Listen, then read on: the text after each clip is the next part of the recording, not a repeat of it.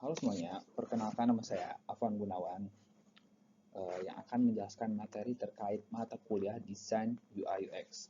Nah, pada kesempatan kali ini saya akan menjelaskan tentang tahapan design thinking, yaitu sebuah metode berpikir yang banyak digunakan oleh orang di dunia desain dan pengembangan produk digital.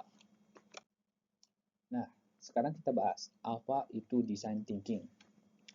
Nah, design thinking adalah sebuah pendekatan desain yang berpusat pada pengguna atau user-centered design.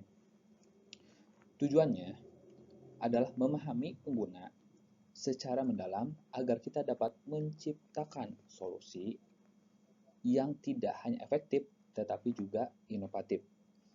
Metode ini membantu desainer untuk melihat dari masalah sudut pandang pengguna dan menemukan solusi yang kreatif. Nah, di sini kita akan bahas yaitu 5 tahapan design thinking. Di sini yang pertama ada empathize, yaitu memahami pengguna. Yang kedua ada define, rumusan masalah. Yang ketiga ada ideate atau menghasilkan ide. Yang keempat ada prototype, yaitu membuat rancangan awal. Yang kelima ada test, yaitu uji dan evaluasi ini. Nah, untuk penjelasan yang lebih lengkap, mari kita bahas di slide selanjutnya. Nah, di sini kita akan bahas tahap pertama, yaitu empathize, yaitu memahami pengguna. Di sini, empathize tersebut itu memahami siapa pengguna kita, apa yang mereka butuhkan, dan bagaimana perasaan mereka saat menggunakan produk kita. Dalam tahap ini, desainer tersebut melakukan wawancara dan observasi langsung kepada pengguna untuk mengumpulkan data yang nyata. Misalnya nih, kita bisa mengamati bagaimana pengguna mengalami kesulitan saat mencari fitur tertentu di aplikasi. Misalnya, di sini kita mempunyai aplikasi yang erase-nya tuh tersembunyi, misalnya. Atau memperjelas aplikasi tersebut tersembunyi. Nah, kita bisa menanyakan bagaimana kesulitan-kesulitan tersebut bila mana si pengguna itu ada keluhan terhadap produk kita. Nah, yang kedua di sini kita akan bahas tentang define, yaitu merumuskan masalah. Di sini define tersebut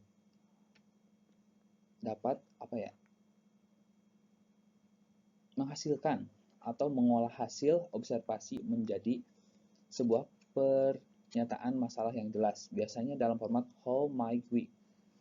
Misalnya, bagaimana kita dapat membuat tombol checkout lebih menonjol agar pengguna tidak bingung, atau kita mau merubah warna tombol tersebut agar kontras, agar bisa terbaca oleh pengguna.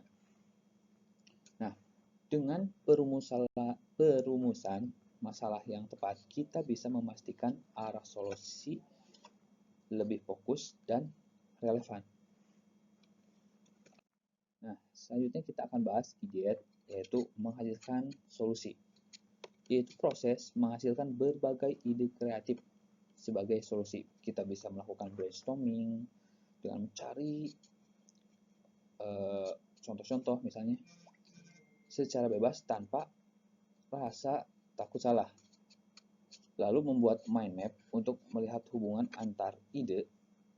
Setelah itu kita pilih ide terbaik yang paling mungkin untuk diwujudkan. Misalnya nih, kita membuat ide dengan doodle, misalnya kita carling-carlin, misalnya ada mahkota identiknya dengan apa, yaitu misalnya dengan raja, atau dengan ini, lalu kita bisa memilih salah satu yang paling cepat untuk diwujudkan.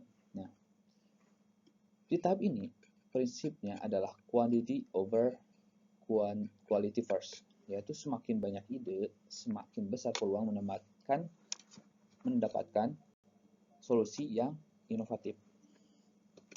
Nah, selanjutnya di sini ada prototype. Prototype ini adalah tahap di mana ide yang sudah kita pilih tadi diwujudkan menjadi model awal atau representasi nyata, bisa dalam bentuk low fidelity seperti sketsa atau kertas yang dicoret-coret, atau high fidelity seperti desain pada Figma. Nah, tujuannya ini bukan untuk membuat produk jadi, tapi untuk menguji alur dan konsep utama. Misalnya, membuat rancangan halaman, checkout, agar bisa diuji langsung oleh pengguna. Nah, tahap selanjutnya kita akan membahas tes. Yang terakhir nih, yaitu uji coba dan evaluasi. Nah, prototipe yang sudah dibuat atau diuji langsung oleh pengguna nyata, dari sini kita mendapatkan umpan balik bagian mana yang membingungkan, fitur mana yang kurang efektif, dan sebagainya. Bila mana ada kekurangan yang lainnya. Jika ada kekurangan, kita kembali ke tahap sebelumnya untuk memperbaikinya. Karena sebuah design thinking bisa disebut sebagai proses yang iteratif. Jadi kita kembali lagi ke hal yang bisa kita perbaiki kayak gitu. Nah, kesimpulan di sini, design thinking bukan hanya metode, tetapi juga pola pikir. Proses ini memastikan solusi yang kita buat benar-benar relevan dengan kebutuhan pengguna, sekaligus mendorong inovasi dan empati dalam setiap keputusan desain. Dengan menerapkan 5 tahap ini, kita bisa menciptakan sesuatu produk yang lebih bermakna, fungsional, dan disukai oleh pengguna.